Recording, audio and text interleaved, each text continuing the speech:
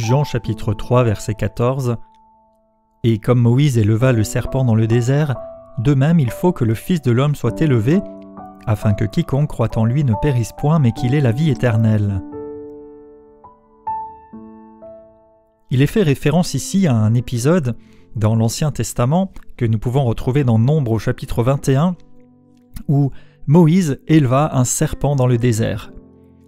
Le peuple d'Israël s'était rebellé, avait murmuré contre Dieu, et Dieu les a punis en envoyant des serpents qui les mordaient et plusieurs mouraient. Et alors que cela se passait, le peuple a reconnu son péché et plusieurs se sont tournés vers Moïse cherchant une solution. Ils ont commencé à se repentir et Dieu a donné un remède à Moïse. Il lui a dit d'attacher un serpent d'airain sur un bois et de l'élever, et qu'alors quiconque regarderait ce serpent sur le bois serait guéri. Et effectivement, tous ceux qui ont regardé à ce serpent sur le bois ont été guéris de leurs blessures et la plaie s'est éloignée du peuple d'Israël. Jésus utilise cette image et fait un parallèle. Comme Moïse a élevé ce serpent dans le désert, il faut que le Fils de l'homme soit élevé. On y voit une référence à la crucifixion que Jésus allait vivre. Et remarquez, il faut, c'était une impérieuse nécessité, parce que c'est en fait le seul moyen de la rédemption. Il fallait qu'il soit attaché au bois, qu'il soit élevé. Et nous y voyons plusieurs choses. La Bible rend abondamment témoignage dans les épîtres, en particulier de l'œuvre de la croix et ses bénéfices. Galates 3, verset 13 nous parle d'être pendu au bois en disant « Christ nous a rachetés de la malédiction de la loi, étant devenu malédiction pour nous, car il est écrit « Maudit est quiconque est pendu au bois ». 2 Corinthiens 5, 21 nous dit « Celui qui n'a pas connu le péché, il l'a fait devenir péché pour nous, afin que nous devenions en lui justice de Dieu. » 1 Pierre 2, verset 24 dit « Lui qui a porté lui-même nos péchés en son corps sur le bois, afin que, mort au péché, nous vivions pour la justice, lui par les meurtrissures duquel vous avez été guéris. » Colossiens 2, verset 15 encore, « Il a dépouillé les dominations et les autorités et les a livrées publiquement en spectacle, en triomphant d'elles par la croix. » À travers ces versets, on voit différentes choses et en fait, comme les Israélites regardaient le serpent d'airain qui était pendu comme en fait un signe de victoire sur les morsures de serpent, eh bien Jésus à la croix est le signe de la victoire qu'il a remportée sur la malédiction, sur le péché, sur la maladie, sur la mort, sur le diable et la puissance de l'enfer, car en lui ont été crucifiés la malédiction, la maladie, le péché, la mort. Il a triomphé. Et alors quand nous regardons à lui, nous pouvons voir en fait comme ce serpent attaché qui a perdu son pouvoir, qui est mort parce que Christ a remporté cette victoire. Et bien sûr, il est dit que c'est le Fils de l'homme qui doit être élevé et que c'est en croyant en lui qu'on est sauvé. Donc ce qui importe tant, ce n'est pas l'objet à regarder. Ce n'est pas tant en fait ce serpent fabriqué en airain qui avait de l'importance. Ce n'est pas tant le bois, ce n'est pas tant un signe, un symbole qui a de l'importance. On peut toujours regarder un objet, même si les gens l'ont qualifié de saint, cela ne changera rien. Ce qu'il faut regarder, c'est par la foi l'œuvre accomplie de Dieu. Et donc ce serpent était mis à la vue de tous pour qu'ils puissent croire, regarder et être sauvés de leurs morsures. Et pour nous, Jésus allait se donner, s'exposer pour le salut de tous par sa mort expiatoire à la croix. Donc, c'est à Jésus qu'il faut regarder. C'est par la foi que l'on peut obtenir le salut et la délivrance, comme nous l'avons observé dans les quelques versets que nous avons lus juste avant. Et d'autant plus qu'entre-temps, eh bien, Jésus n'est plus attaché à une croix. Il est ressuscité. Il est auprès du Père, d'où nous attendons aussi son retour imminent. Et donc, il fallait que Jésus soit élevé, afin que quiconque croit en lui ne périsse point, mais qu'il ait la vie éternelle. Donc, en regardant à lui, avec foi, on est sauvé. Quiconque croit en lui. C'est ouvert à tout un chacun. Et on y accède par la foi. C'est là la qualification. Et un petit peu plus tôt, Nicodème avait demandé « Comment cela peut-il se faire ?» au sujet de la nouvelle naissance dont Jésus lui parlait. Vous pouvez retrouver ça dans les derniers épisodes.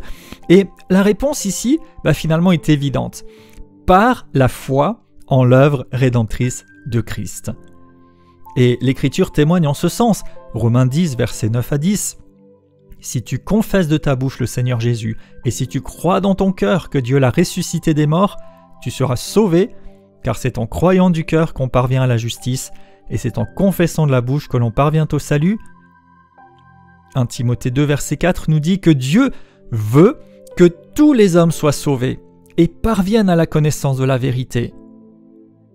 Éphésiens 2, versets 8 à 9, c'est par la grâce que vous êtes sauvés, par le moyen de la foi, et cela ne vient pas de vous, c'est le don de Dieu. Ce n'est point par les œuvres, afin que personne ne se glorifie. Donc, le serpent a été élevé par Moïse pour la guérison des morsures seul, suite à d'abord la désobéissance, mais aussi une forme de repentance et la grâce de Dieu pour les sauver. Et Jésus à son tour va être élevé pour le salut complet de l'humanité, salut du péché destructeur, salut de la nature déchue, salut pour l'être tout entier. Il a accompli la rédemption.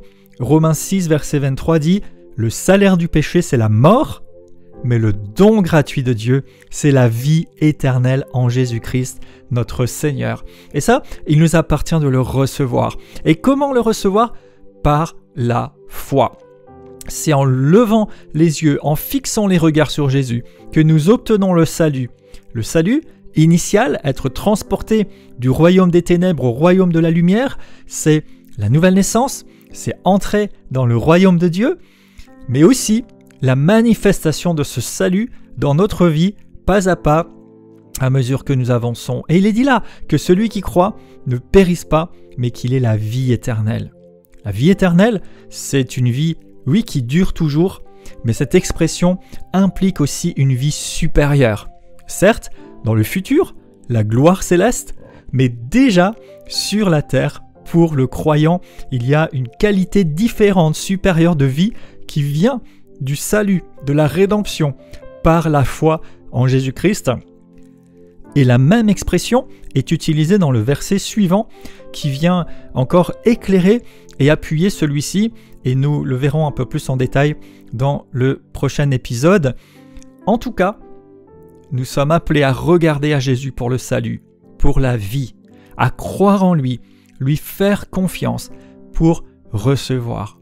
C'est la foi qui est nécessaire, c'est accepter, croire et fixer les regards sur lui qui nous permet d'être sauvés, délivrés, renouvelés, guéris à sa gloire.